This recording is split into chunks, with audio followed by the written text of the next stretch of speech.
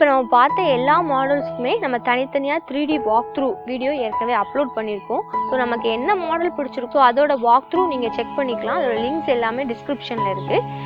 இப்போ நம்ம பிளான் எல்லாமே 2Dயில் பார்க்குறத விட 3Dயில் பார்க்கும்போது நமக்கு ஈஸியாக புரியும். அது மட்டும் இல்லை, நமக்கு நிறைய ஐடியா கிடைக்கும். அந்த டோர் எந்த இடத்துல வருது, விண்டோ எத்தனை விண்டோ இருக்குது, இப்போ திங்ஸ்லாம் எந்தெந்த இடத்துல வைக்கலாம் அப்படிங்கிற மாதிரி ஐடியாஸ் நம்ம 3D பார்க்கும்போது நிறைய கிடைக்கும். ஸோ அதனால் நீங்கள் 3D walk through video check பண்ணி பார்க்கலாம். இப்போ நம்ம இந்த பிளான் எல்லாமே நம்மளுக்கு 40 feet × 60 feet ப்ராட் சைஸ் இருக்குது. சப்போஸ் இந்த பிளான் பார்க்கும்போது உங்களுக்கு தோணலாம், நமக்கு 40 feet × 60 feet இருந்தால் தான் இந்த பிளான்லாம் யூஸ் பண்ண முடியுமா அப்படின்னு. ஸோ அப்படி கிடையாது. நம்ம வந்து ஃபஸ்ட்டு பிளான் மாடல் தான் ஃபைனலைஸ் பண்ணணும்.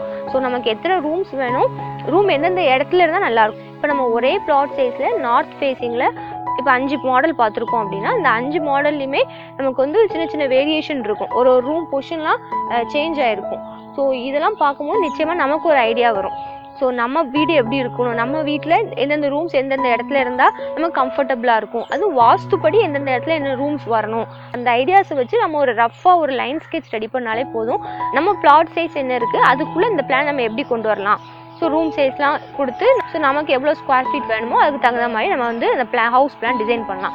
ஸோ இந்த பிளான்லாம் பார்க்கும்போது இந்த பிளான் நல்லா இருக்குது, ஆனால் இது 1300 இருக்கே, ஆனால் 1000 ஸ்கொயர் ஃபீட்டுக்குள்ளே இருந்தால் நல்லாயிருக்கும் அப்படின்னு நினச்சிங்கன்னா அதே பிளானை நம்ம 1000 ஸ்கொயர் ஃபீட்டுக்குலாம் கொண்டு வர முடியும். இப்போ பார்த்தீங்கன்னா நம்மளுக்கு 1280 ஸ்கொயர் ஃபீட் இருக்குது. அந்த பிளானை நம்ம 850 ஸ்கொயர் ஃபீட்லாம் கொண்டு வந்திருக்கோம். ஸோ ரூம் சைஸ்லாம் கம்மி பண்ணிவிட்டு ஸோ அதே மாடலில் இருக்கும், ஆனால் ரூம் சைஸ் மட்டும் கொஞ்சம் சின்னதாக இருக்கும், அவ்வளோதான். ஆனால் நம்மளுக்கு மாடல்லாம் அதே தான்.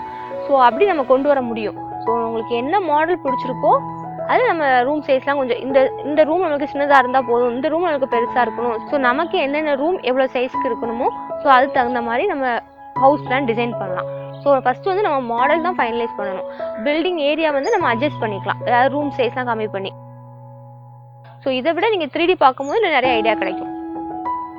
ஸோ இந்த மாடல்லாம் பார்க்கும்போது நிச்சயமாக உங்களுக்கு ஒரு ஐடியா கிடைச்சிருக்கும் நம்புகிறேன். நெக்ஸ்ட் வீடியோவில் பார்க்கலாம். தேங்க்யூ.